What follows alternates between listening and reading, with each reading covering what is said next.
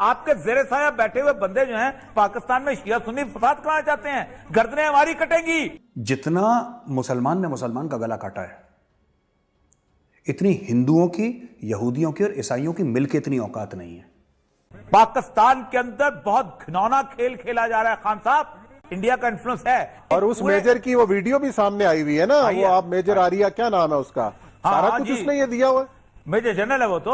और बताओ इस कौम को, वरना कल को खुदा न खास्ता अगर किसी की गर्दन उठती है तो सीधा सीधा बात चल निकली तो ये फिर बागमा तक जाए। बहुत मैं तल्ख बात कर रहा हूं, मुझे नजर आ रहा है, मैंने दोनों रैलियों के अंदर जज्बे देखे हैं। उसके बाद मैंने एक और शिया आलम जो है उनके मुकाबले में जवाब देने उनकी बातें सुनी है, फिर ये जो शख्स भाग गया इसकी वीडियो सुनी है। ये कौन कर्मबाजी कर रहा है? किसको पाकिस्तान का अमर अच्छा नहीं लगता? कौन चाहता है? ये आपके जेरे साया पल रहे हैं इस वक्त। पाकिस्तान के अंदर बहुत घिनौना खेल खेला जा रहा है खान साहब। पाकिस्तान के अंदर शिया सुन्नी इकट्ठे रह रहे हैं, ये ना सऊदी अरब को अच्छा लग रहा है और ना ईरान को अच्छा लग रहा है। और बताओ इस कौम को, वरना कल को खुदा न खास्ता अगर किसी की गर्दन उठती है तो सीधा सीधा बात चल निकली तो ये फिर बागमा तक जाएगी। ये वो लोग हैं जो चाहते हैं कि पाकिस्तान के अंदर इस मुस्लिम उम्मा जो है इसके अंदर सिर्फ तकफीर का बीज बोया जाए। तो आलमी साजिश भी तो है ना, और ये साहब वो भी तो हो सकती है ना, आलमी साजिश भी हो सकती है।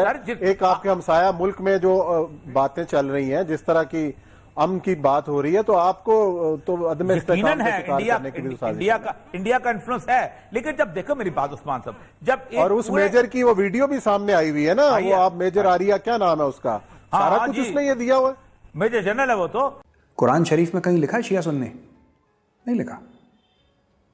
कुरान शरीफ में कहीं पे भी शिया और सुन्नी का फर्क नहीं है। लेकिन ये यहूदियों को गाली दें, हिंदुओं को गाली दें, ईसाइयों को गाली दें, बट सच्चाई तो यह है कि जिसका जितना मुसलमान ने मुसलमान का गला काटा है, इतनी हिंदुओं की, यहूदियों की और ईसाइयों की मिलके इतनी औकात नहीं है जितना मुसलमानों ने मुसलमानों का गला काटा है।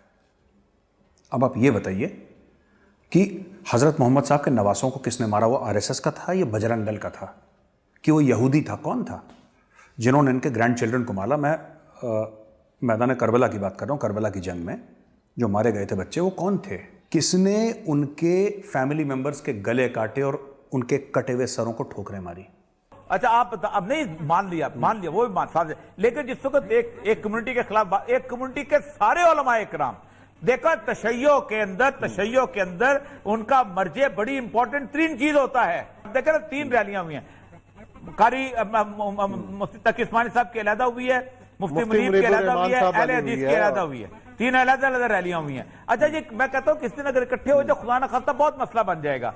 फिर दूसरी तरफ यह है कि वो बेचारे जो है वो क्या करें, जज्बात की सूरत ऐसी बन गई हुई है। और जज्बात की सूरत यह है कि आप देखें, साजिश आपके सामने आ गई, आपको शायद अंदाजा नहीं, मैं सिर्फ एक शेर सुनाता हूं और फिर उसके बाद आगे समझ जाइएगा कि कौन करवा रहा है। कि सब्ज़े नौरस्ता से तू वजह पामाली न पूछ, बात चल निकली तो ये फिर बागमा तक जाएगी।